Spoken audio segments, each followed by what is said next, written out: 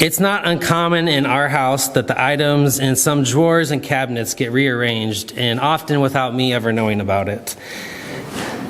And yes, this drives me nuts. Because this is years ago now, I want to say at least 2, if maybe not longer, years ago.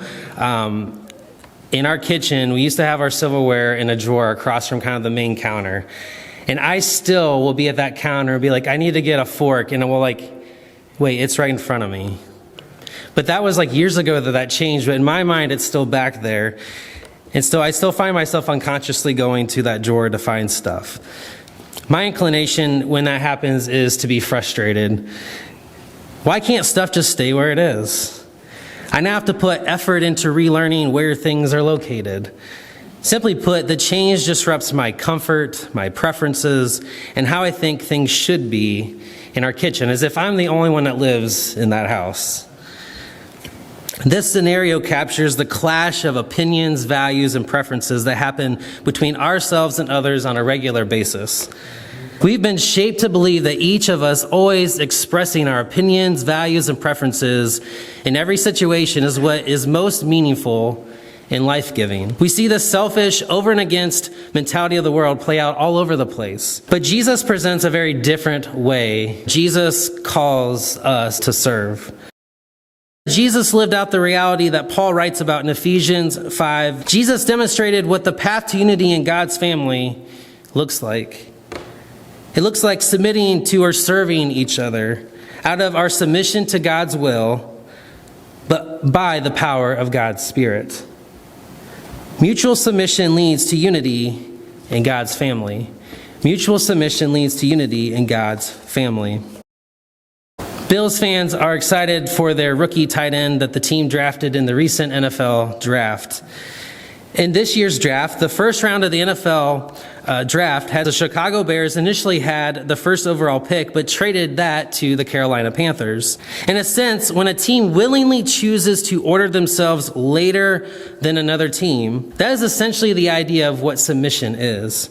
It's reordering ourselves in the order of other people. In a more fuller biblical sense, submission is the idea of willingly choosing to place ourselves under another person's authority. Reordering ourselves from us being the top to being second. As much as our submission to God brings about unity between ourselves and God, it also flows out of that relationship into the relationships we have in the body of Christ, the relationships we have in the church. This is where the mutual submission of Ephesians 5 verse 21 fits in. Submission leads to unity beyond ourselves and God. When members of Christ's body mutually submit to each other, we are actively participating in the means of fostering unity in God's family. And the model of submission that we have is that of Jesus, who served or reordered his life to elevate others above himself. But ultimately, because Jesus' service to others flowed out of his submission to God, his service was ultimately out of submission to the will of God. Jesus' submission to others was living out his submission to God. Mutual submission is always a volitional choice on behalf of each person involved in the relationship. As Sarah Sumner highlights, submission is not submission unless one who submits actively does the submitting. Meaning it's not submission if someone coerces another to do what they want. That's not submission. I mean, you're subjugating them, but that's not submission on the other person's end. Mutual submission is not something that is demanded of another person. Submission, especially with mutual submission, it's not a tit-for-tat dynamic. That is, if you do it, then I will. If I do it, then you have to.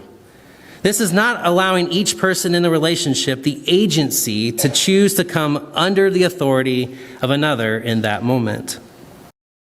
Corrie ten Boom. She was a Dutch woman who grew up in a Christian family during World War II. She and her family housed hundreds of Jewish people to protect them from imprisonment and execution by Nazi authorities. In the midst of helping Jews, a Dutch citizen reported on them, and the entire family was imprisoned. Corrie narrowly survived her concentration camp experience, and her story is further found in her book called The Hiding Place. Legally, Corrie ten Boom and her family were to submit to governing Nazi authorities and were to not help Jews escape by doing so. But the ten Booms discerned that as much as they were to submit to the governing authorities of their time, they ultimately were to submit to God's authority and will. And they discerned that God's will was to defend and preserve the dignity of the people being persecuted. In other words, their submission to God's will informed who and how they submitted to others. Submitting to others is not just something we blindly do, but it's something we do as we're informed out of God's will.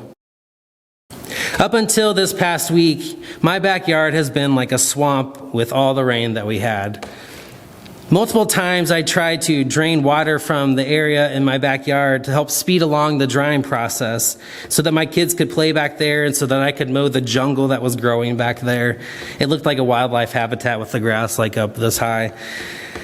To drain the water, though, I have come to use a siphon method with a hose. It was the one cheapest way I could get water to move from one direction to another without buying some kind of pump. And so the way of course, like we all do, we go to YouTube and figure out how to do these things, right? And so the one video I watched said, like, fill a hose up with water and then set that where your water is and the other end lower than, where you started. And as the water starts to drain out of the hose that you filled up, it'll start pulling the other water with it. If I were just to set the hose out there, it wasn't going to do anything. I had the right instrument, but it wasn't filled with the right thing to be able to do the job that it needed to do. And the same is true of how the Apostle Paul describes our ability to live out God's will, including submitting to one another. Throughout Ephesians 5, verses 15 and following, the Apostle Paul describes the wisdom of living according to God's will. He also describes that we live apart from God's will if we are not filled with God's Spirit. You can see that in verse 18 of chapter 5. But we are unable to live into God's will when we are filled with God's Spirit. All of us are created to be able to live out God's will, but if we are not filled with His Spirit, we are just an instrument that isn't capable of doing anything. Just like my hose is a capable instrument of being a siphon, but if it's not primed or filled with the right thing, it's not going to be able to do what it's made to do. God's Spirit empowers us to be able to live into God's will.